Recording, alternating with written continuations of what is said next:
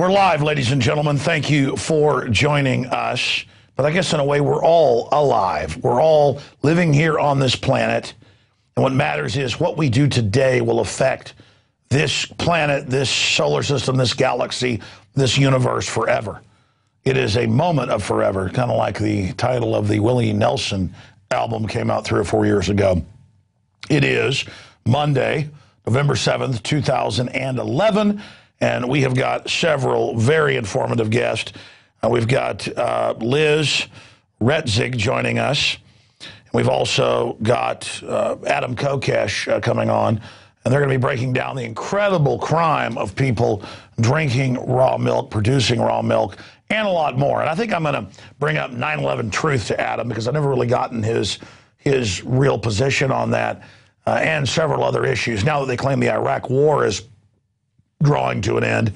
He spent some time over there as a public affairs sergeant. I'm going to get his view on the PSYOP operation in Iraq and where all of that is really going. That is coming up. But first, let's get into the news here. And boy, does it get crazier by the minute.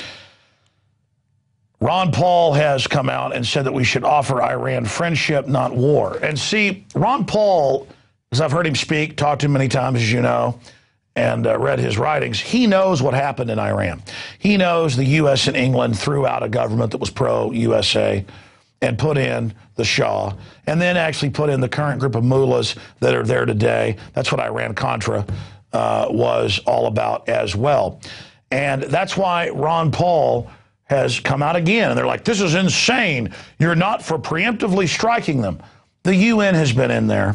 They've said they aren't building weapon systems. But now they have a new IAEA report coming out saying Iran's developing long-range missiles and might be able to build a nuclear weapon. And so that's the basic excuse that they have to go into the country. And Iran's also come out and said that somebody's blowing up their facility. Somebody's planting bombs, shooting people, and they blame the United States. But my intel is Israel's already got commandos on the ground. And hell, 5 years ago, Bush admitted they'd funded 4 terrorist groups out of Iraq to go in and attack the country, including 3 groups with connections to al-Qaeda, similar to the groups they've now, well, actually one of the groups is the very group they've given control of Libya. So amazing information on that front. But we heard that Saddam would be able to build a nuke in a month, that he had yellow cake from Niger in Africa, and that he was going to kill us if we didn't attack him. And here is the Haaretz article. Iran will be able to build a nuclear bomb within months, IAEA says. Isn't that funny? Because this is the same group that told us reportedly there were weapons of mass destruction in Iraq. So absolutely amazing on that front. Now let's go ahead and go to this short clip of Ron Paul on Sunday on Fox News. Ask again. And he said, let's be friends with Iran. Let's trade with them. The Russians had tens of thousands of nukes. North Korea has nukes. Pakistan has nukes. We're not having war with them. It's wrong to just attack them. Let's go ahead and go to this clip. Would President Paul do anything to stop Iran from developing a nuclear weapon? Only by a change in foreign policy and treating them differently. But the one thing that I'd caution is some type of an overreaction. Well, maybe offering friendship to them. I mean, didn't we talk to the Soviets? Didn't we talk to the Chinese? They had thousands of these weapons, and we worked our way through the Cold War. Wow, they had thousands. I think Russia had like 30,000. China has thousands. Israel has 800. I mean, does Israel have to be attacked right now because they have 800 weapons? Very, very bizarre. And then you find out our government helped put in the mullahs that are there in 79. They overthrew in 53 the legitimate government that was pro-West. But Mohammed Mossadegh wanted to keep some of their oil money, just some of it, to build up the nation. And they said, no, you're a third world country. You've got a little bit of brown in your skin. You don't get to have any of your money. And now we've spent tens of trillions in the last 20-something years, now it's 30-something years, in fights with the Arabs and Muslims, and then to the east, the Persians, all the way into the rest of Asia. I mean, this is pointless. There are political powers that want to keep humanity fighting with each other so that we're too busy killing each other, giving money to the military-industrial complex, and it has to stop. These wars are not in the interest of this republic, and Ron Paul is right. This needs to end. This guy predicted everything that's happening with the economy. He predicted everything that would happen with the Federal Reserve. He's been proven right again. And by the way, most of the Israeli government has been against this war. Former head of the Mossad's come out against it because Israel is going to totally turn the world against it. And it's going to be attacked by all of the different factions that surround it. It's going to unify those factions. And so even most Israelis in the polls are against what's happening. Okay, that's our top story. Continuing with Israel. We've seen the different camps, the mega banks, Israel, the different lobbies, the military-industrial complex, the Christian evangelicals, God bless them, they mean well, but they want to go ahead and have World War III in the Middle East because they'll make Jesus come back. While they're going to make him. I mean, this is some crazy, crazy activity. It's now come out but gotten very little attention here in the U.S. It's in British and European news that pro-Israeli lobbying group made BBC, Sky News change narratives on stories, and the email is public. A secret email, a private email, where they were bragging that they were basically controlling and manipulating the news coverage of what's happening. Well, what do you think happened when the U.S. media got behind saying Saddam had nukes and had to be attacked, and turned out it was a lie?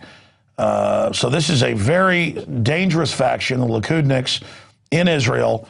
And by the way, it's been the Washington Times, a totally pro-Likudnik publication 2 weeks ago, that he wants to be, that is Benjamin Netanyahu, the head of Likud, he wants to be seen as Churchill fighting Hitler. He is in political trouble. Obama is in political trouble. And so they want a new war to distract from everything that's happening. One good thing about the Herman Cain's news coming up in a few minutes, even though it's a red herring and looks like just a political weapon, is that it's giving the government a distraction right now so they don't start the war in Iran. Because Obama and the globalists have flatlined. They have almost zero support. What tiny bit of support they have is eroding quickly. And so this is when governments launch wars to distract the public, and that's the big danger. Ahead of a widely expected Israeli-led attack on Iran, funny, 3 weeks ago when I first raised this, I was the kook, but now it's widely expected, and they publicly say they're about to strike. We can still stop it. If we stop it, we'll be demonized for stopping it, but that's okay. Oh, it never existed. There was never a threat if we do stop it.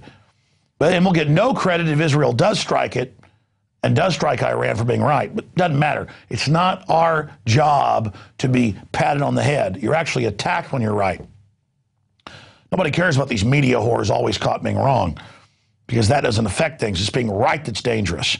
Ahead of a widely expected Israeli-led attack on Iran, Britain-Israel Communications and Research Center, an elitist pro-Israel lobbying firm, I would say pro-Likudnik, has been caught briefing the British mainstream media on how to present news items related to Israel, bragging in a leaked email how BBC and Sky News editors changed their narrative on stories after meeting with the BICOM representatives. And then it goes on with other groups doing this in the past. But the point is, the mainstream media is becoming less and less pertinent and less relevant because people know what's happening. Now, shifting gears to what's happening domestically here in the United States. Until the new floodplains were rewritten a few years ago, around a third of the nation was in a FEMA floodplain.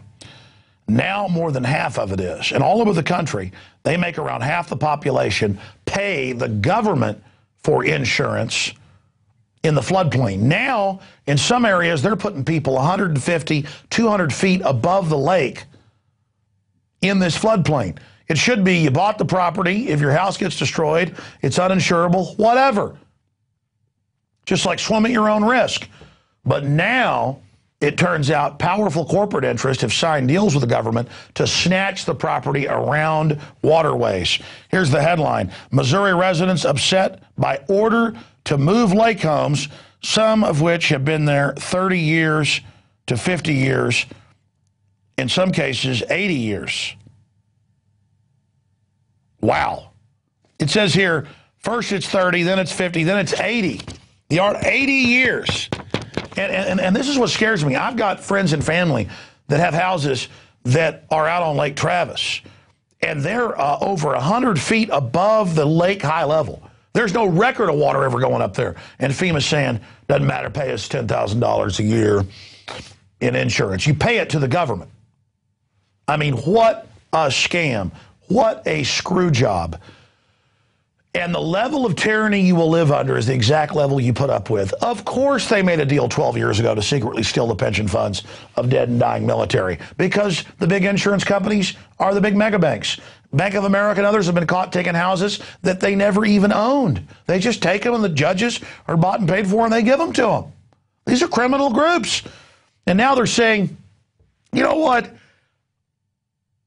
Used to, the feds couldn't be in your state because of states' rights, and the state made the rules on property rights, the people, the legislature. But a few decades ago, they said, you know, we want to expand floodplains because folks get flooded sometimes, and so we're going to make you buy insurance from us. Now, a few years ago, it's, you know what, we're going to raise the level to basically the top of Mount Everest. You can't have a house, okay, because it might flood, you know, once every 16 trillion years. And then it expands out from that point. And they say, you know what, listen, you little pieces of garbage, we're just going to not let you have a lake house, period. But by the way, they're coming in and saying, we did order that you've got to be out of here within 1 year, but turns out you could pay us a bunch of cash and take care of it. You're like, well, you're the government, I guess. I'll bend right over right here for you. There is no end to this. Not in Germany, not in Russia, not in China, not in Cuba. Every country where you learn to bend over to government, there's going to be people in government that are going to want to service you in a painful way. And it's time to become aware of this. Your home is your castle under English common law, under common sense and so many other cultures.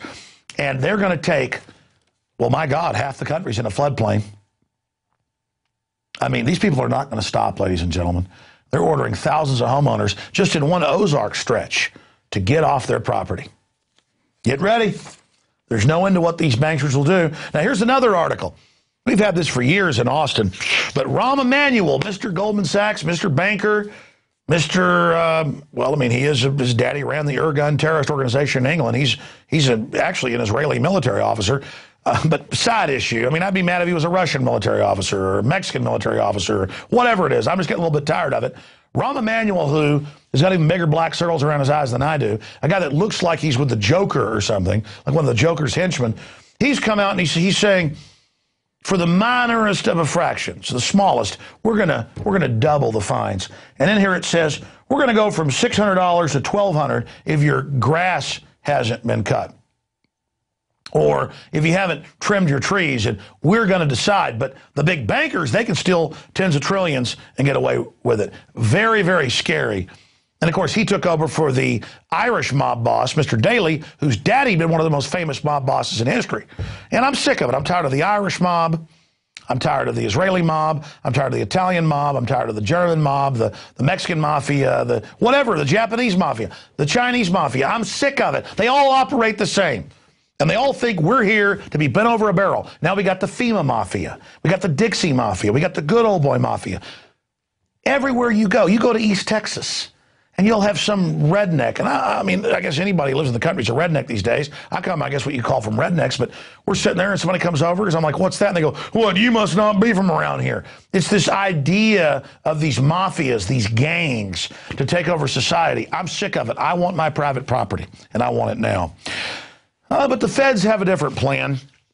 They've called for an internet kill switch over our society.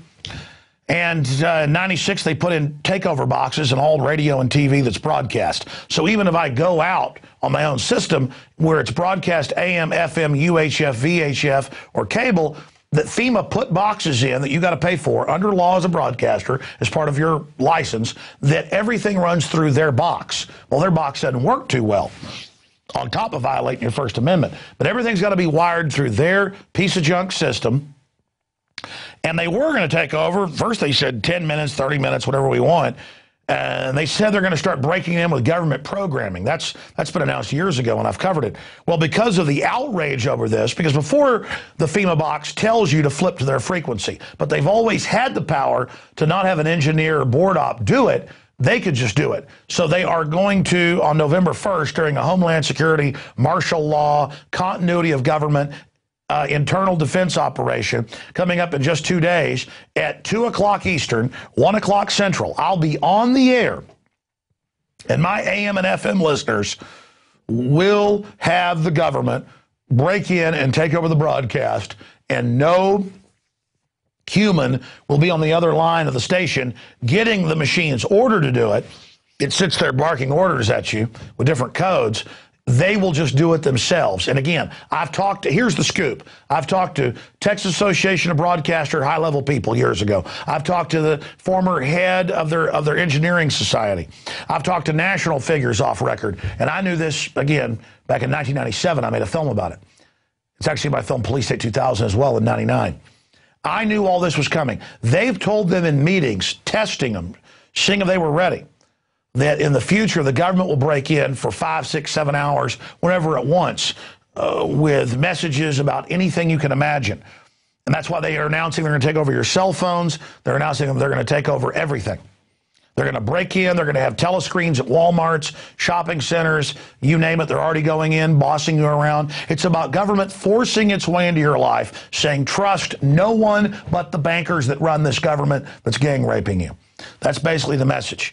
That's an INFOWARS.com article by Paul Joseph Watson. Concern over public anxiety causes feds to shorten EAS alert.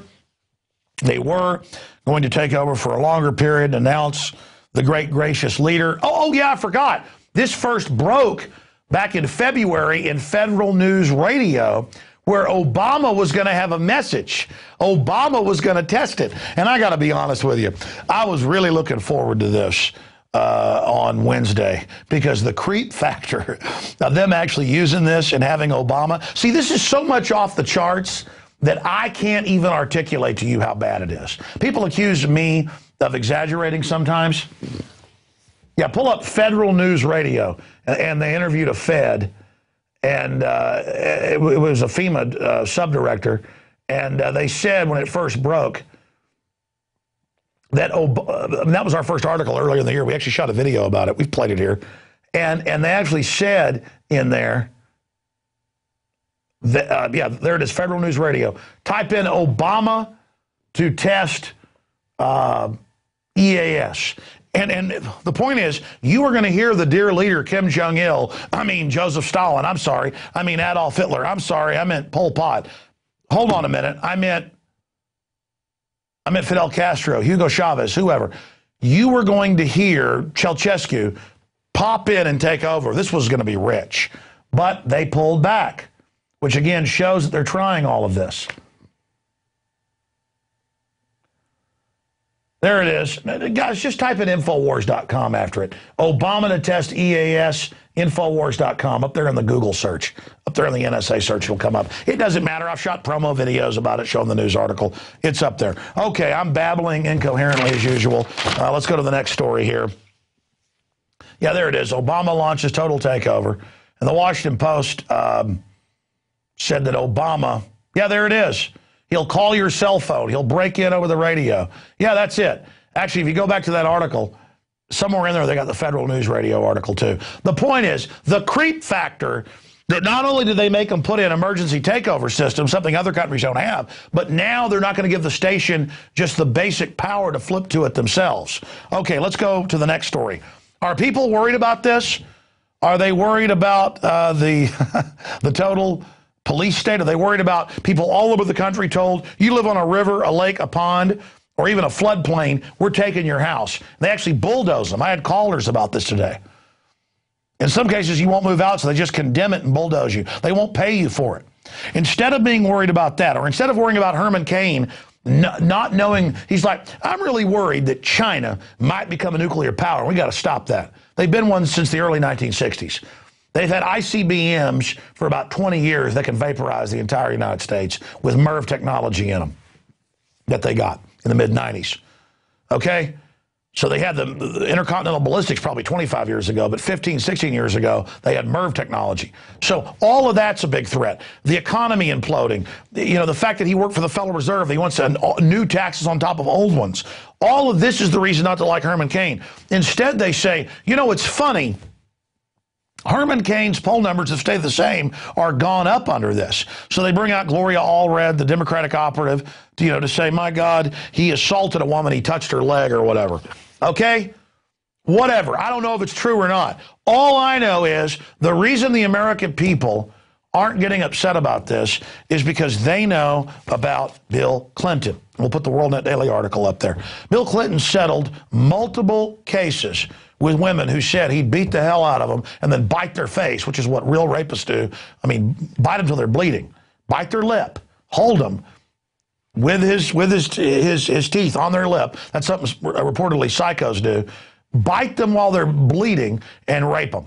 And I've interviewed people that were involved who'd see him going to Jennifer Flowers' house, and then state police would come and break their legs and gouge their throat out, and they barely live because he was having sex with so many women. The point is, all these fake feminists and people, they just want to make this about playing men and women off against each other as part of divide and conquer and as a way to go after Herman Cain because it's scaring Obama. This is pure Democratic Party garbage. If Herman Cain was a Democrat, he could have kids all over the country like Jesse Jackson. He could be raping women like Bill Clinton. Hell, he could be DynCorp Halliburton kidnapping little kids and making snuff films with them.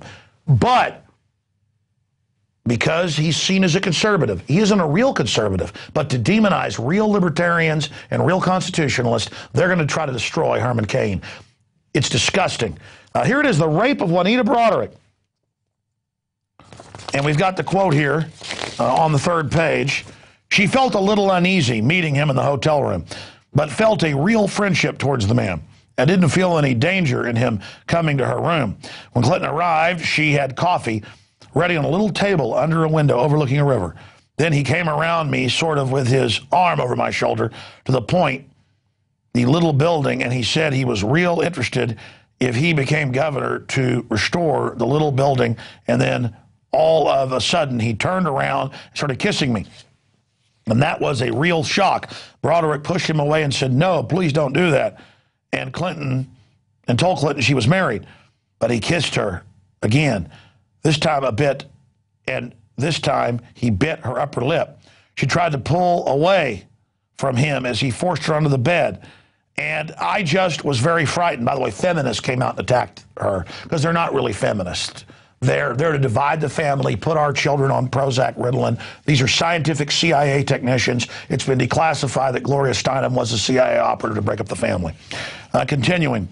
And I just was very frightened, and I tried to get away from him. And I told him, no, I didn't want this to happen, that he wouldn't listen to me.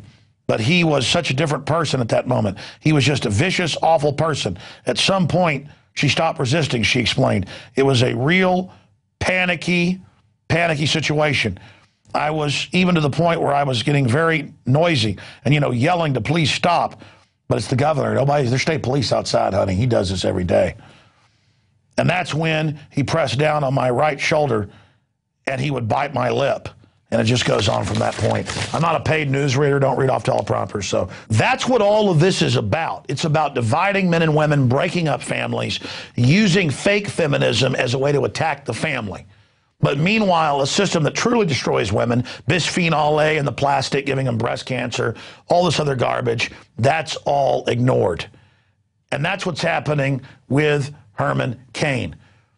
His problem is he represents conservatives, even if he isn't one. He's got to be demonized. He's got to be destroyed. He's not a trendy establishment eugenicist who's out there raping women. And that's why the feminists are going to attack him, because you can look it up for yourself. They're all globalist intelligence agency run. Now let's go ahead and go to the next story. And you saw out in Oakland the veteran shot at basically point-blank range with a high-powered tear gas canister for daring to not run when the police said, get off the streets, we are your God. Well, we now got a cameraman out there groveling to his lords, saying, is it okay for me to film you? And their answer was, gods do not speak to mere scum Americans. They fire tear gas rounds or rubber bullets into their faces. And here is a clip of that. Daring. Okay?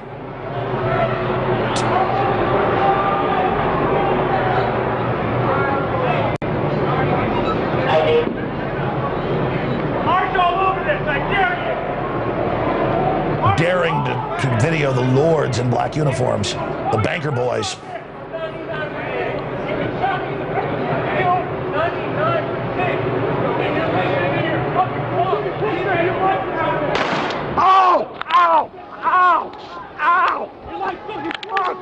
Is this all right, my lord? And by the way, all over the country now they're reporting if you videotape police or ask them questions, you're taken to jail, you're beaten, and you're charged, and they try to put you in prison for videotaping them, even though there's no law. I mean, this is North Korea. And you know, I don't want to say all the cops are bad, but when they get in black uniforms and get in that mob psychology, they're all standing there playing the part of Darth Vader. And they put the really wicked guys up front who get off on this. And for him, it's like deer hunting. There's a scum American. We got to get his pension fund. I work for foreign banks, gang raping in the country. Of course, he's not thinking that, but that's what's really going on. Okay, so there's that report. My goodness, it just goes on and on, doesn't it? You know, I don't even know if I have time. Revealed how Obama was playing golf until 20 minutes before Navy SEALs began mission to take out bin Laden. They've got news stories out where they've got the Navy SEALs coming out claiming how the White House exaggerated what really happened, but then still supporting the underlying fairy tale. So all of that is happening. That's basically it for those reports. We're going to get into the libertarian mindset, the anti-collectivist mindset coming up here with two in-depth interviews here at INFOWARS Nightly News. We're going to look at the fact that people are daring to drink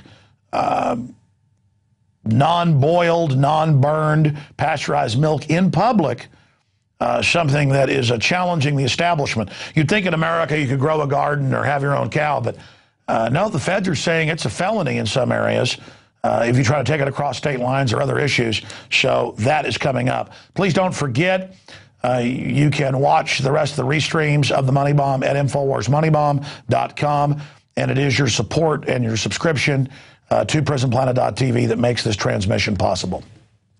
And with more on this nation descending into something out of a Kurt Vonnegut novel of a futuristic Orwellian police state is Adam Kokesh. He was a sergeant in the Marine Corps, and of course he was over in Iraq in civil affairs.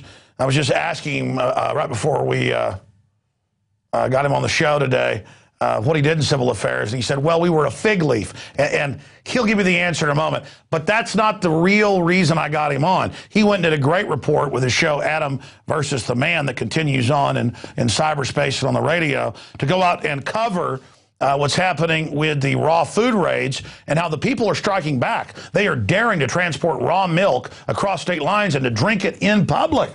And the big question is, what will Big Brother do? We've seen raids and arrests on lemonade stands. We're seeing the Amish raided and not allowed to ride their horses on the shoulder now. We're seeing the system come down with both feet against the public. I was out camping on our family property in East Texas this weekend, and now they have more game wardens out there than they've got cows.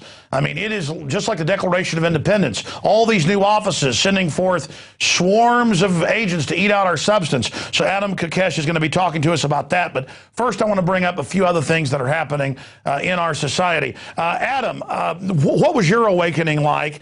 And why did you decide to leave the Marine Corps? And what did you do in Iraq? Sure. Thanks for having me on. I really appreciate the opportunity to share my perspective with your audience, because when I was in Iraq, we really believed in the mission. I was there in 2004, civil affairs. We were the good guys. We were the nice ones, shaking hands, kissing babies, passing out money. And it's not that we weren't on the front lines. Often we were almost like more on the front lines than the infantry were. We'd go out on convoys with them and they'd say, all right, you guys can go talk to those Iraqis. We'll cover you from back here. Don't worry about it. And we'd go out and kind of get used for bait sometimes. But we really believed in our mission. And there are some things that I did in Iraq that I'm very proud of when I made an honest effort to help the Iraqi people, although I really do regret being a part of the effort as a whole. And I realized that in the greater context, my role as a sergeant on a civil affairs team was to be part of that fig leaf of Iraq, of creating this mythology for the American people of the idea that we were helping the Iraqi people. So when I came home and I got that perspective and I really started putting things into place, that wasn't really what made me leave the Marines, because the process for me of waking up was kind of in phases, and I think we do ourselves a disservice when we assume that people wake up with a single moment or with an epiphany. But there were a couple of big chunks for me that came, like when I got home from Iraq, and I really expected there to be a reduction in the number of troops. And instead, we had the surge in Al-Anbar, and I saw the second Battle of Fallujah unfold after having been in the first Battle of Fallujah. And I was like, well, wait a second, something's not adding up here. And I started to really question our foreign policy at a deeper level, and I started to look for principles behind it. And I got out of the Marines only because really I was satisfied with my service, in the sense that I'd had enough. One tour was enough, risking my life once. Actually trying to go back, I didn't go back again because I got in trouble for bringing a pistol back the first time, and seeing the hypocrisy in the way that the military organization handled that was very frustrating to me. And to be honest, getting in trouble and being a bit of a troublemaker in the Marines had me leave in a way that I was just disgruntled enough to really start questioning things. And I'm very grateful for that. I mean, I think it kind of speaks more to my personality as being a troublemaker, or having a certain disdain for arbitrary authority in the first place that got me in that situation. But I'm really grateful that it turned out that way, and that I was given the combination of statist military experience with an experience that caused me to really wake up to the true nature of government, the true nature of power in this world. Sure. I mean, I tend to agree with you. Waking up, for myself and most other people, is a process, and it does tend to happen at different gateways, levels of understanding, and life is a process. We're always, hopefully, waking up more. In fact, people don't tend to sit in one spot, I've noticed historically.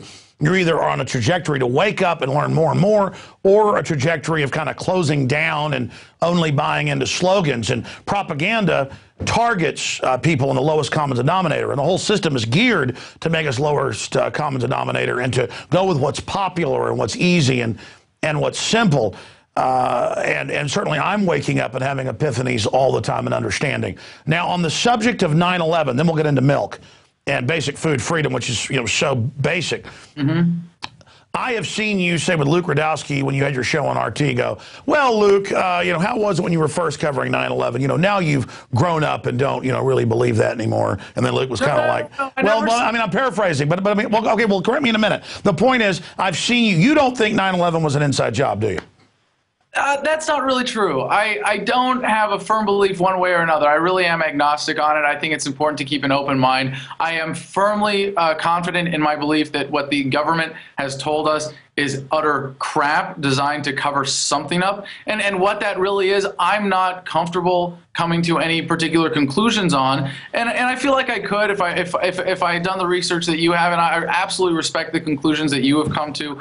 And I support people raising awareness. I support people sharing any alternative to the government story of what happened. I could assign from my own research, my own inclinations, what I think is likely to have happened, what is relatively likely to have happened. I don't think it's impossible that it was an inside job. I think that's one distinct possibility. I'm not going to publicly talk about how likely I think that is, what percentage of probability I would personally assign to that. I know for some people they've said that's the absolute conclusion, 100%. It had to have been an inside job. I absolutely respect that. That's just how I feel about it. I don't think I think it's a great issue to bring people in. It's a great issue to wake people up and to get people questioning the government. That's why I support the 9/11 truth movement. I support people like Luke Rudkowski doing what they're doing. But even more so than that, I really support the perspective that guys like Luke Rudkowski have gained as a result of their questioning of 9/11, their understanding of government that they have gotten as a result of their questioning. Sure, but listen, Adam, I wasn't trying to start a fracas, and I'll be honest. 4 or 5 months ago, I'm laying in a hotel room, and RT's on every hotel I've been in, and I'm sitting there watching it, and I just kind of saw you say, well, and then you kind of grew up. It was perhaps my memory's failing on it. Then I saw a few other statements, just kind of at a glance poo-pooing it. And again, I'm not calling you out. I'm not saying you're wrong, and I'm heartened by what you've said. But I want to agree with you here on something. When I say it's an inside job, I'm saying the evidence of a cover-up and the official story being completely false end to end. I don't know exactly what happened, but I know one damn thing for sure. They're lying about what really happened. The official story is impossible, and they're using it to take my rights, and it's the foundation of the total overthrow of our republic, and that's what I'm pissed off about. And I believe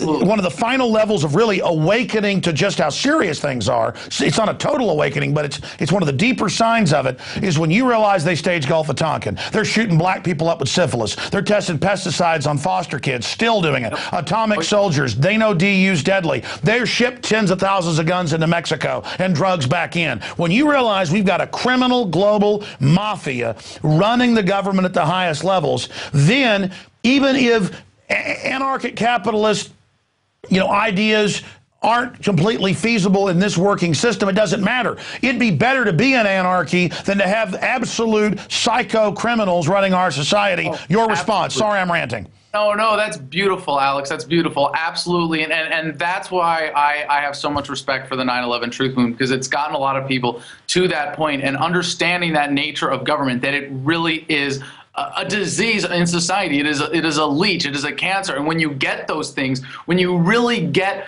all of those things that you described, and you really understand that how government has been behind such tragedy, such suffering, such pain and misery for so many human beings on this planet in our history, that this paradigm of statism that's behind it is causing so much problem today. You get it here. You really wake up not just in an intellectual way, but you really wake up in a spiritual way and are compelled to share this message with the rest of society, compelled to be on the freedom movement's leading edge, bringing society into the... You realize government and the state is the enemy.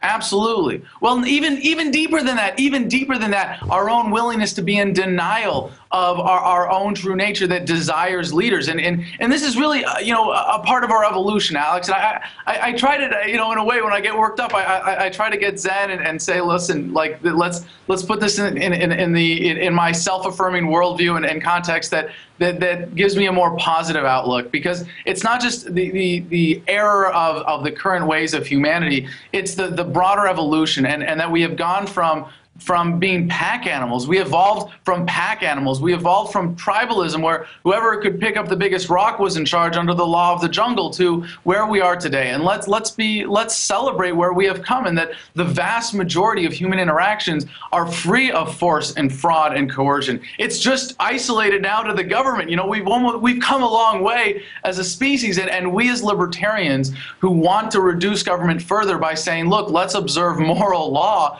in all of society, not just everything that's not government. Let's hold everyone accountable. Let's embrace morality to its full extent and respect each other's liberties. We are bringing humanity into the next phase of evolution. We are sharing something that is how humanity is going to realize its next level of potential. And you know what? When we get there, when we get to that point, when we overcome the paradigm of statism, and I see it as something happening over the next 20 to 100 years. Some people say sooner, some say a lot longer. But there will be the next challenge for our great grandchildren to overcome, and that's just part of the beautiful evolution and what it means to be a human being in the world today. Well, Adam, without getting into a debate about Darwin's evolution versus evolution, we know cars evolve, we know computers evolve, we know technology evolves, we know viruses evolve, we know bacteria change.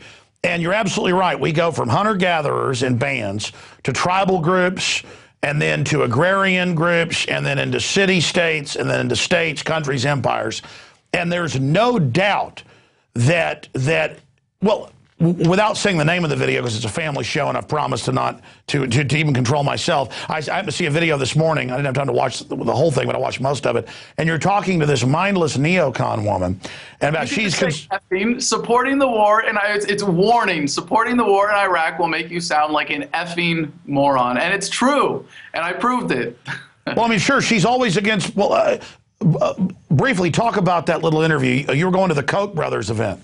Right. This is the Americans for Prosperity annual convention, and these are people that, it's hard to understand where they're coming from all the time with the people that are really behind this, because they're advocating for free markets, but they're not always advocating for real freedom. A lot of them support kind of establishment Republicans, and a lot of the crowd is more mainstream conservative, which we know is not really conservative so much as it's kind of right statism as opposed to left statism, and they have their own pet projects and things that they want to use the government for. And they love the drug war. They, I mean, but how can even these mainline right-wingers like Mitt Romney, for open borders, abortion, gun control, carbon taxes, wrote Obamacare, and I'll tell them this, they go, I don't want to hear that. I mean, these people really are a joke. I mean, they're as dumb as the Obama supporters. I mean, if they say they're mainline Republicanism, but they don't even follow that. I mean, it's incredible. It's like Rick Perry doubling the size of Texas government, bringing in 3 new taxes, and he says, I make Texas a nice place to live. Why? Because it's got a little less government than some other states, so it's a little better. I mean, this guy tells us government, Rick Perry actually says, I made Texas great. Well, I think this is why people are enjoying my videos, is that when you confront people's delusions with the truth in conversation the right way, it is guaranteed to reveal what is then exposed as really an absurd, overwhelming idiocy, for lack of a better way of describing it. And it demonstrates what we're up against, because it's not education, it's not facts, it's not a matter of the truth getting out there. It's religious belief. No, it's more than that, Alex. I really think it's you know, an inability to see past our own delusions and being held back by our own fears, and being willing to accept a comfortable tyranny rather than, as it's been called by our founders, the animating contest for freedom, and having belief in your own self-worth to think, I don't need a leader. I don't need someone to be the alpha. It's being your own leader. Right, exactly. And I think what's happening is part of this human evolution is that individual empowerment is getting so good that people are really grasping onto the tools of logic and reason and self-empowerment like never before. And like my generation, the millennials, and I'm on the cusp. I'm 29 years old, and you know, when you're on the cusp, you always say you're with the younger generation. But the millennials, those of us who grew up with the internet, and I know you think the same way, but you know, you're a little bit older, and not everybody, as you know, who's older is able to adapt to this new form of information war, this new way of looking at the world through the internet, taking advantage of the tools that are available to us. But my generation, almost all of us have it hardwired in a certain way. You know, you can lie to us, but you can't get away with it for very long. And when we have the truth button right there, one click away, we can go to INFOWARS.com. You know, you can use the Google. You can, it's all right there. It's very, very difficult to hide the truth these days. Well, you're right. It's a giant divide where, you know, there's so many old folks who are already awake, so they're already on board with us. But I notice we don't get a lot of new old people. I mean, 60 and above, because they still are watching TV. They've got a computer to go, you know, check stock prices, or, you know, and children. Yeah, see emails of the grandkids or see jokes, you know, that their kids send them. But they are not checking things. They're not, and they still don't know who Ron Paul is, some of them. You know, it's like because the media has tried to ignore him. But going back, just to quantify, I wasn't criticizing people having religious beliefs. I'm saying politically, it's almost like a dogmatic. Oh, yeah. Oh, yeah. No, the attachment to the religion of statism is the same as the attachment to any religion. And I have great respect for people of personal faith and great disdain for people who feel like they need an organized religion to relate to God. Exactly. Organized religion is the problem. But I mean, just quantifying my thought here, I went to our family ranch this weekend, and they've got a deer camp down there. We lease it to some deer hunters. And I'm over there, and they all knew who I was. So, I mean, that's the problem now. I can't even just, you know, they're like, when we leased this, we didn't know it was Alex Jones. And I'm going, yeah. And I like some of your show, but is 9/11 really an inside job? And the guy looked at me, and he said, are you a Christian? And I said, yeah, I'm a Christian. He goes, well, so am I, but there's a lot of holes in that. And he goes, I choose to believe it's not an inside job. And by the way, these guys were all engineers. They were all real smart, and it was profound. I said, you choose. And he goes, yep. And this was a smart guy. He literally did a crime stop like 1984 and said, I choose not to believe this. I said, well, what about the passports coming out of the plane to the ground, being found that day? I mean, do you really believe they came out of the fireball, got found in all the dust? And he said, yep. And he looked right at me and just winked. He cannot deal with it. He loves, and in a way, it's almost like men who stay with women or women who stay with men that beat them. I mean, it's almost like they're committed and they're gonna take it. Yeah, this is part of the empowerment, though, that is occurring right now. People who understand that they have the truth button, that they can question everything and seek answers, and it's not futile. It's not something that makes your life harder. It's something that makes you more empowered. They are coming onto this new understanding, this new paradigm of self-empowerment, of self-awareness, and of realizing that you can be the alpha in your own life. You do not need a leader. You do not need anyone to tell you how to live your life or run your life. And we as a species don't need people to lead us by force. We don't need to bully people to go along with the common will anymore. We have the tools to organize society. There are no excuses anymore. None of the things that our parents' generation were convinced we needed government for will we tolerate systems of violence supporting in the future. We're going to find all the ways to make all of those systems superfluous. That's the promise of our generation. And the internet gives us the perfect tool to be able to do it, and the way to show that there is no excuse that we need to turn to Adam, violence. I agree with you, but that leads us to this point. The system knows this awakening's happening. It's throwing everything it's got into the mix right now to block this awakening from happening. Because if you look to the founding fathers, that's not 235 years old. That's 235 years new. It was the greatest advancement in the Renaissance, in the awakening, in the Enlightenment. The globalists are trying to bring us back to 5,000 years ago, or 5,000 BC, or 10,000 BC, in an attempt to cement their control. And I don't see that paradigm working. But look at the founders. It was all about how many languages you could speak. It was all about your intelligence, being an inventor. It was about your mind and being goal-oriented and building up society, and people being loved instead of being attacked, or you're producing too much, we're now going to steal from you. It is the lowest common denominator versus the Enlightenment. So I want to give you a couple minutes to expound on that, and then in closing, because we're about to go to break and come back with one of your colleagues who's fighting, and of course you covered this, Liz, who's dealing with the milk police. But speak to where you see this awakening going. Excellent. Yes, Liz Reitzig is doing great work for food freedom with the Raw Milk Freedom Riders. But about what you said, I think you give the super class a little bit too much credit, Alex. I think that we know that there is a super class out there, that there are people with ungodly concentrations of wealth and power in the world today. And I don't think they're really as coordinated as you give them credit for. I think there's a lot of competition within that group. I think there's a lot of disagreement. There are some rival factions. And I know you know this, and you know far more about the details of what they do than I do, and I certainly concede to your awareness of the facts. But I really think that there will always be a super class to the extent that humanity tolerates its own exploitation.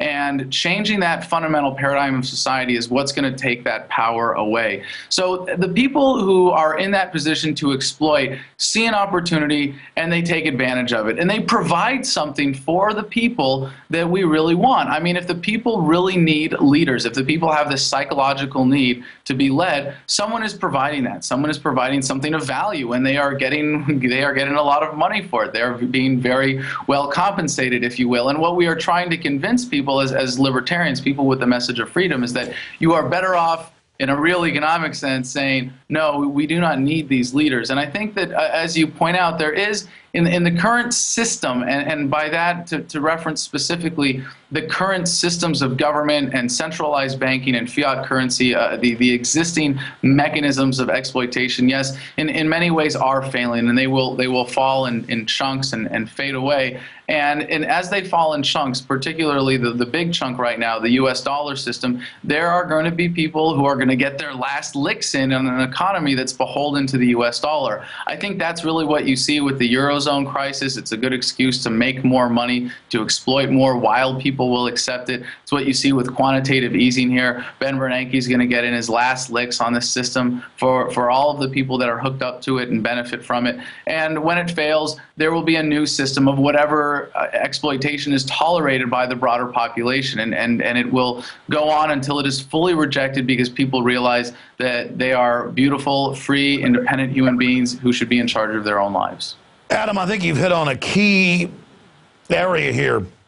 The social engineers, and they've written books and white papers on this that are public that we've covered, they're masters at human psychology and activity.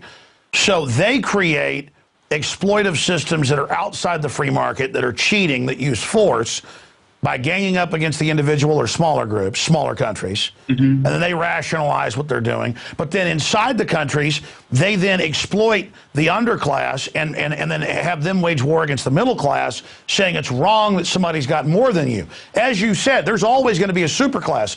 But are they oppressing other people? Are they doing it through cheating? Or are they doing it through the fact that we want to buy their products, we want to associate with them because of their skill, their athleticism, their beauty, their scientific mind, their constructiveness, their literature?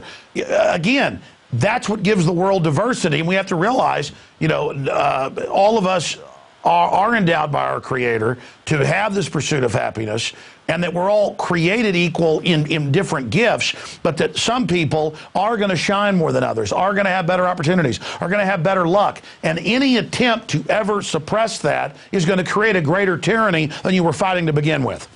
Well, I think that superclass will sort of, for lack of a better way of saying it, sort of naturally fade into the general population with time. And I don't mean that there won't always be people who are extraordinarily rich compared to the rest of the population. I think in a free market where you have industrial technology, there will be people capable of providing so much value to the rest of society that they end up being perhaps magnitudes even more wealthy than the rest. But as you know, as we evolve, as we become more prosperous, more capable of providing goods and services that people want to consume, and more capable of being in charge of our own lives in a way that doesn't let those concentrations of power come to exist in the first place, you know, I think they will really largely come to a sort of more natural distribution. Whereas right now we have an unnatural distribution of wealth, concentration. Whereas naturally in a market with specialization of labor, you're going to have peaks of concentrations of wealth, but you're not going to have massive vertical spikes.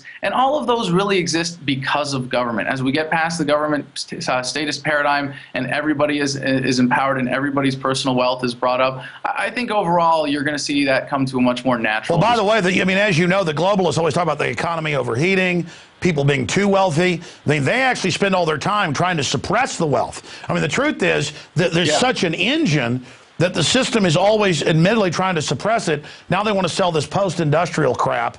But the truth is nobody wants to see their children starving.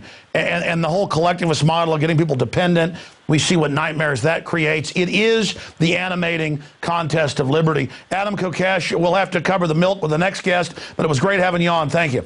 Thanks for the opportunity, Alex. All right, there goes Adam Kokesh, ladies and gentlemen.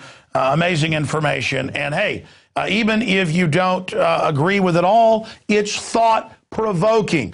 And it scares you because deep down you know he's on to some major truths here. So is Ron Paul. So are we here at InfoWars. Now, Adam and others, they like to talk about where we can go and show examples of what true freedom can do. I'm here in a desperate battle to expose the globalist, because before the population, in many respects, can wake up to the deeper truths, or simultaneously see them, we also need to identify the true monsters that are in control right now. We're going to go to break and come back and talk to our guest who's actually out there in the streets facing down the corrupt establishment straight ahead on the other side. If you're watching this later on myriad web channels out there and want to support these ideas and want to have access to it first and in higher quality, become a subscriber for 15 cents a day at PrisonPlanet.tv. And I should add, we're only running this till the end of the month, you can get 15-day free trial right now at PrisonPlanet.tv. So PrisonPlanet.tv or InfoWarsNews.com. We're going to go to break right now and come back with the conclusion of InfoWars Nightly News. Stay with us. If you believe in this information and want to support its viral spread, go to the InfoWars store at InfoWars.com. We've got the new G.I. Joe InfoWars t-shirts. We've got the incredible Pro Pure gravity-fed filters available at InfoWars.com in the store. We've got a new DVD, Scientists Under Attack, the Don't Tread on Me flag. We've got all sorts of different bumper stickers to help spread the rebellion virally. It's all there, wristbands, citizen rule books in every order. Order online at InfoWars.com today. The water filters, the canteens, it's all there. InfoWars.com.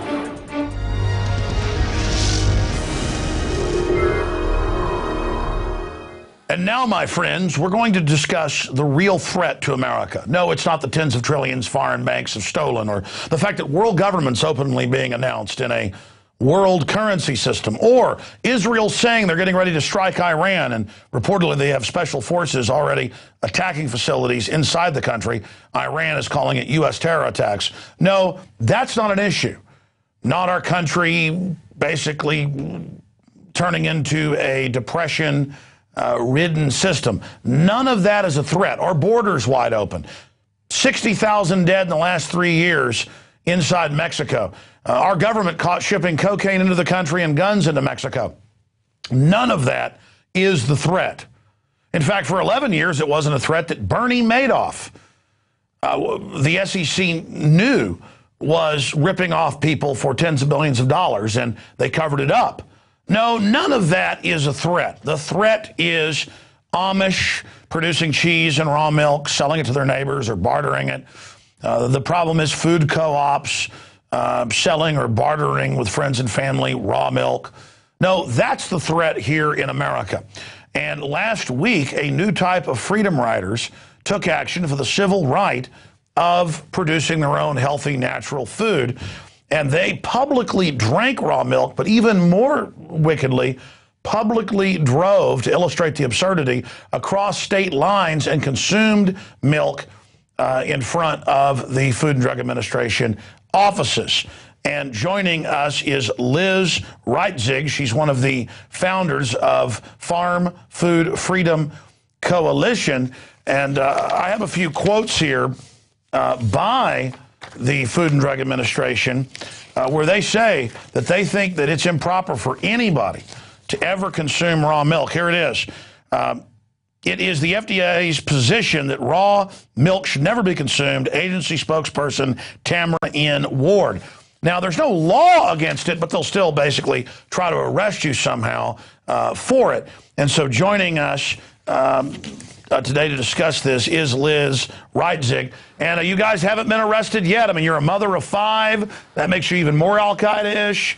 You're politically involved. That's even more dangerous. I mean, you're some type of serious thought criminal here, and you're enemy number 1, because I see reports of year-long stakeouts of Amish, always a big problem, for selling their neighbors milk, who really are undercover people who beg them to sell it to them. So tell us about the organization. Tell us about your move that's actually elicited the Food and Drug Administration to now respond. Well, first of all, thanks for having me on, Alex. And second of all, it's technically, in Pennsylvania at least, it's okay to sell raw milk to your neighbors. What's the illegality here is taking it across state lines, because somehow that milk becomes dangerous as it moves across the imaginary line that we call states. But that's where the real criminal activity is just in crossing that state line. And in response to the egregious acts that you just described by the FDA, a group of moms from California and the DC area, we banded together to form the Farm Food Freedom Coalition, specifically to take on and to bring to a broader audience what is happening with the FDA and our small farms. Well, I would also add, not only is this unconstitutional in my research and view, it's another example of a federal power grab. They're claiming the Commerce Clause, aren't they, whenever they declare jurisdiction. It's not that it's unsafe when it crosses that state line, even if you live right on the state line. It's that the feds basically want to control all commerce in this country. Right. That's exactly right. Now, but their whole argument is that it's never safe, that raw milk is inherently dangerous. I mean, I've researched some of it, but you probably know more than I do. What's the history of how we went from regular, natural, wholesome milk, not being pasteurized, being basically extracted every morning and then delivered to your door, and then I guess Big Agri came in the last 50 years, demonized it, got state laws passed, so they could take dirty milk, spoiled milk, boil it with all the pus, blood, the rest of it, overworked cows, and then ship it across state lines, across the country, and then basically use government to shut down their competition, real milk, so the counterfeit, basically liquid cheese, pus derivative, that has now supplanted real milk, and real milk is an endangered species being hunted down by the federal stormtrooper Gestapo. Well, actually, just the abbreviated history of real milk is that at the turn of the century, between the 1800s and 1900s, what was happening is investors were investing in dairy cows, but where the dairy cows lived was in confinement operations within the cities, so that the transportation was much shorter to get to the populations in the cities. And this is very abbreviated. It's well worth the research if you're interested, or if anyone's interested. But those cows, they were hand milked. There was no closed milking systems. There was no refrigeration. Sometimes the workers were very sick. And they were fed, more importantly, the cows were fed the waste from the distilleries, which is not cow food. So you can imagine that milk was not ideal. Some of it was diseased. And when the advent of pasteurization happened, this was something that did help significantly for a time. But now we've got the knowledge of how to take care of our animals very well. We feed cows grass, which is what they're meant to eat. And we've That's got your opinion. That's a conspiracy theory. Okay. Fair enough. Some people prefer milk from grain-fed cows. So No. Or like in Europe, the offal. Feeding cows rotten meat is good. No, I mean, I'm being sarcastic. Sometimes you're in the store and it says grass-fed beef or whatever. It's kind of like an oxymoron that you would have to tell somebody that. But nowadays, if you criticize government or industry in any way, they just say conspiracy theory. So it was a lame attempt at humor. And of course, I was oversimplifying, and I think in a way you may be a little bit too, because from my research, there were certainly some of the big dairies that did have problems, and then they wanted to use pasteurization to cover up the problems. Right. But then there were some dairies that did have good practices as well. But I think the angle you're hitting on, which I've certainly read about, is that it was already big corrupt operations that were used to give old-fashioned milk a bad name. Right, but there was also, at the same time, there was also plenty of proponents of certified clean raw milk, and the pasteurization won out at the time because it was more efficient. But now we're seeing this wave of people. I call it a food renaissance, because it's people who want to get back to eating really good food, wanting to get back to knowing the sources of their food, and so they're returning to direct farmer-to-consumer transactions, including a large population of people who are returning to raw milk. Now, I want to give you the floor here instead of going back and forth with a lot of questions, because I've seen the video that's been posted online. Pretty powerful protest, got a lot of attention, and from the press reports I've read, made the FDA and its demonization of raw milk look silly. So basically, I mean, as a raw milk expert, as an activist who's certainly researched this more than myself and most viewers, what is the state of this food renaissance right now? And what is the state of the attempt to crack down or correct me if I'm wrong, intimidate people that are producing raw milk and selling it or bartering it? Because from what I've seen in the news, there is an attempt at least to crack down on it like it's medical marijuana or something. Right. Well, actually, much worse than that. But just in terms of where it is right now with the people, there's people all the time who are asking for it, who are searching it out. The Weston A. Price Foundation, they have a campaign for real milk that people can look up and find a producer near them. They do a great job of educating about why people would choose raw milk and where to find it. And it's really hard to fully estimate how many people are drinking raw milk right now, but I can tell you it's just a fraction of the number who want to. There's constantly people who are looking for it. It is kind of hard to find because, to the second point, the FDA and the state ag and health departments are ferociously cracking down on our farmers like they're horrible criminals just for producing and, in some cases, providing across state lines raw milk for human consumption.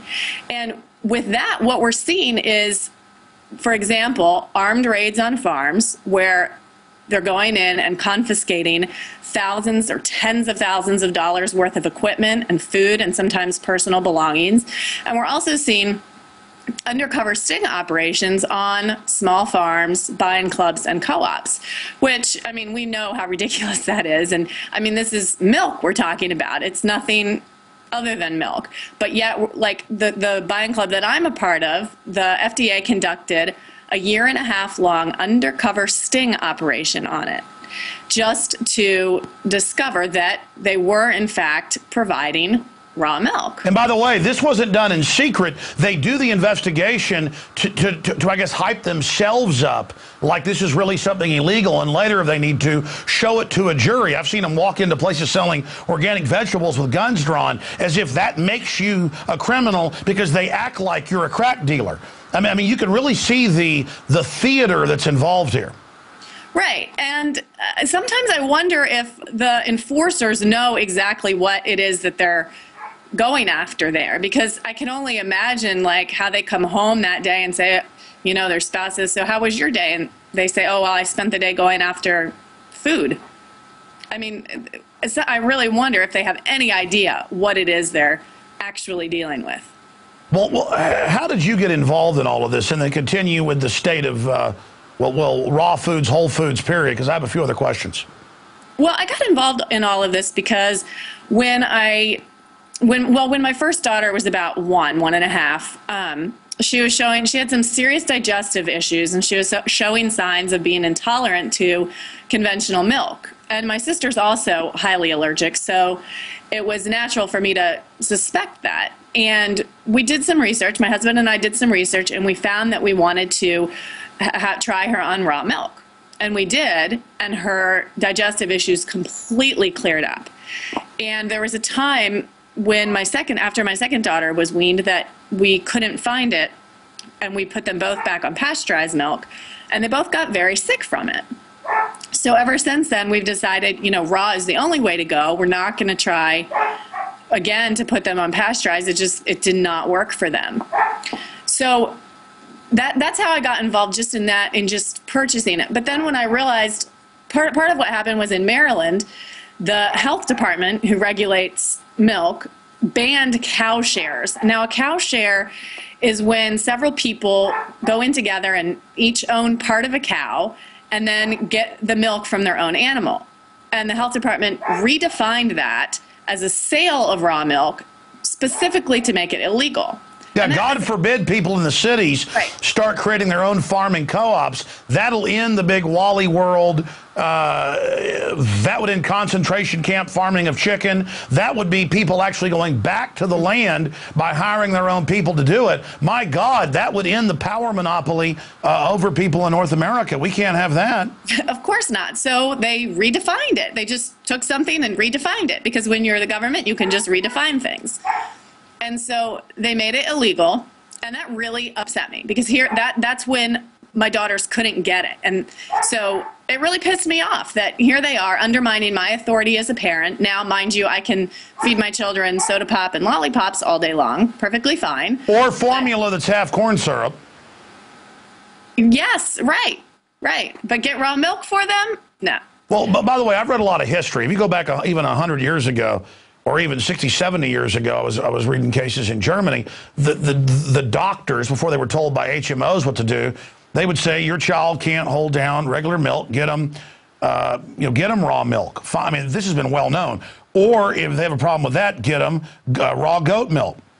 Or raw goat milk that's been powdered, or Jenny milk, jackass, donkey milk. I mean, all of these, this has all been known for cultures forever. You know, you figured it out yourself, trial and error, but this has been figured out by people, and it's been known, and but here's another question I have for you, and you can finish up with the other story, or finish that, and then get into this.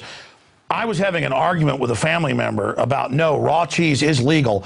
I don't care if you read in the news that they raided a group who was, a farm that was creating raw cheese. You can go to Whole Foods and buy raw cheese all day long. In fact, most stuff from Europe's raw cheese. And then I went and showed them on the Whole Foods website, yes, frequently asked questions.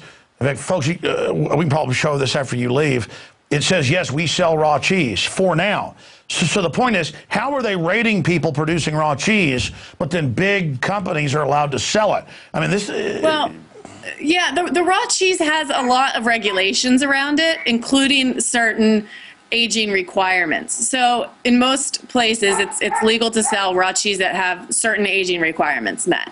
And I think you're talking of Morningland Dairy in Missouri. They got raided, and they got shut down, and they got told to destroy their entire stock of cheese, which completely put them out of business. And the reason for that is because there was some listeria discovered on the cheese. Now, that never made anybody sick, and listeria can be present on lots of food that doesn't actually affect people. So it didn't matter that this cheese hadn't made anybody sick and that it's a small operation. They just arbitrarily shut them down because of that. There's so many facets to this. If you were on national TV for just 3-4 minutes, you had the floor, what are some of the points you'd like to make? What has been the success of your Freedom Riders for raw milk? Where are you going from here? Well, the raw milk Freedom Riders, what we did is we really challenged the FDA on their complete ban on interstate transportation of raw milk. And they issued a statement in response saying that they do not intend to target individual consumers on this. And that, that's a response. It's not a satisfactory response because we're not going to stop until the ban is completely lifted. It's absolutely ludicrous that in a country that calls itself free, we cannot, or our farmers cannot travel across state lines for raw milk. And we're going to keep going with it until it's challenged more than that. Another part of the reason we did it is to bring some attention to the issue because, the average American doesn't realize that the FDA has criminalized farmers and parents who transport raw milk across state lines. And so when people realize just the kind of control that the FDA has over us and our food supply right now, they get really upset. And that's a big part of it, is getting a lot of people upset enough to create some active and positive change around that. Liz, you said a food renaissance is happening. It is. And I'm seeing that myself as somebody who's just starting to graze the surface of it and been watching it for a few years. And I see this as one of the most fundamental revolutions against the corruption, big agro, this consolidation, the whole thing Monsanto's is engaging in, really a military-style takeover of the biosphere, the very life cycle of this planet. Quantify, though, as somebody on the front lines, why do you say we're in a food renaissance? Well, I say it because people are coming back to wanting really good food. And you don't have to be elite for that. You don't have to have a large income for that. It's just about going back to the source. Not so much frozen foods or microwave foods anymore, but it's getting fresh foods, and a lot of times local foods, maybe growing your own, or maybe just getting a CSA and getting your food every week from a farmer.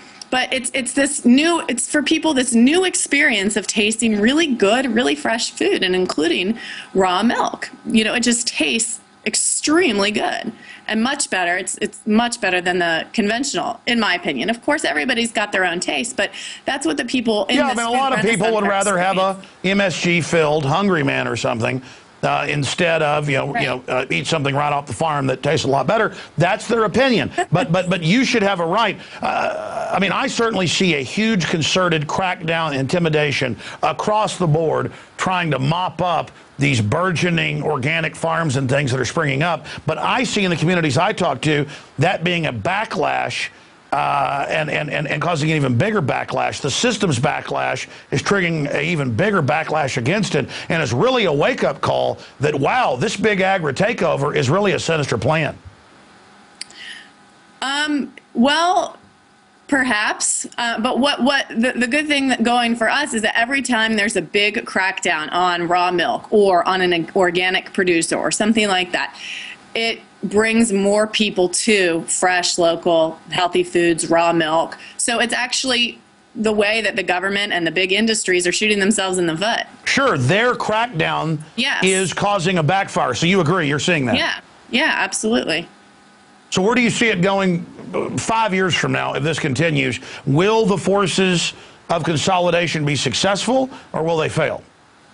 Oh, ultimately, they're absolutely going to fail. We've got so many passionate Americans around wanting good food. And, you've got chefs, and the chefs all want to have food that tastes the way it's supposed to taste. An egg is supposed to taste like an egg, and milk is supposed to taste like milk, and all these other things they have distinctive taste. And the chefs use this, and as people participate in this food renaissance, the average American is transformed by it. And there's no way that they can hold back the tide of Americans who want good food. Well, that's good news. Liz Reitzig of Food. In fact, let me give people your website up there. I was reading it off the screen. What's the best website for people to visit? It's the Farm Food Freedom Coalition, or it's farmfoodfreedom.org. And they can also go to our Facebook page and like it, become a fan. All right, thanks a million, and thanks for standing up for all our basic freedoms. Well, thank you. Thanks so much, Alex. All right, good to talk to you. Well, ladies and gentlemen, that's it for this edition of InfoWars Nightly News. And it is people like Liz that are going to turn this country and this world around. It is our everyday personal decisions, voting with our choices, voting with our own dollars, that's going to change the world. It doesn't mean any of us are perfect or that we're going to get all the answers right, but it's one of the few areas where we really see success taking place. And with cancer exploding and all these other degenerative diseases expanding, it's no doubt that it's due to the eugenics diet that the globalists feed us. And it is part of a concerted plan, as the White House science czar has said. They want to put sterilants in the water. Well, they already are. We've tested the water. They're adding it. Radioactive isotopes, sodium fluoride, you name it. It is unbelievable. Great job to the crew and our other guests this evening. And Lord willing, we'll see you back tomorrow, 7 o'clock Central, right here at InfoWars Nightly News. And, of course, we've archived the 27-hour broadcast we did Thursday and Friday at PrisonPlanet.tv as well. We couldn't do any of this without you. I want to thank all of you that supported us with the InfoWars Money Bomb. And though the woods are lovely, dark, and deep, I have miles to go before I sleep. I'm going to now leave here and go to my home and do at least 3 hours of Coast to Coast AM this evening with George Norrie, coasttocoastam.com. I'm Alex Jones signing off for now from the front lines of the InfoWar.